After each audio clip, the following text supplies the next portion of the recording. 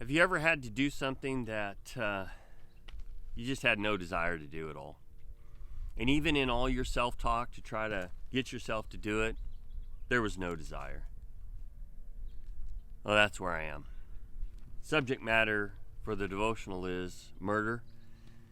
And in all of my thinking about this, I don't really want to do it.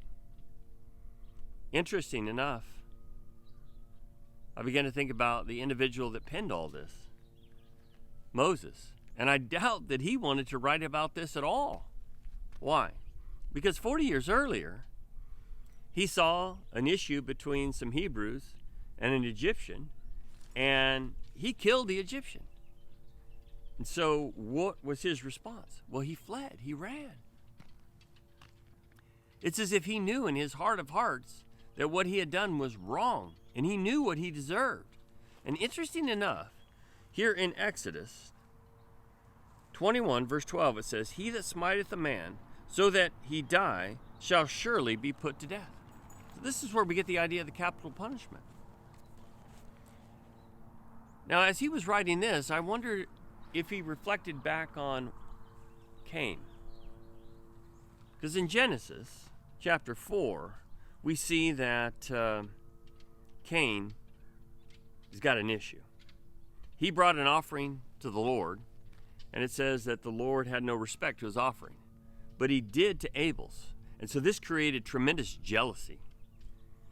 God comes to Cain and warns him. He said, sin is crouching at the door. You've got to deal with it or it will overcome you. Cain did not listen to the Lord.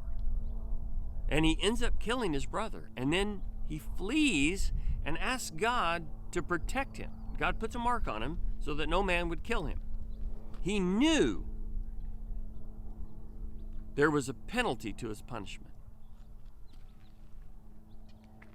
Now, this chapter goes on here in Exodus 21, and it speaks about various situations. God is laying down the law so that as Moses oversees and the elders oversee, that they can have a nation that will be God honoring. When we get away from the law of God and we begin to subject ourselves to such brutality, we end up taking on this kind of a heart of a beast, as it were. And our heart has to be calloused to just see this kind of stuff day after day. It seems to be the world that we live in today.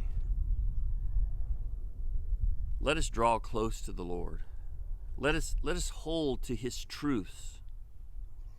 Let us realize that, yes, we are like Moses, and there are sin that we've committed, but that doesn't mean that we don't try to draw near to the Lord. Because the same individual that slew the Egyptian was the same individual that was called up on the mountain to be with God and to be in his presence. In fact, he had so much favor with God that God showed him his glory.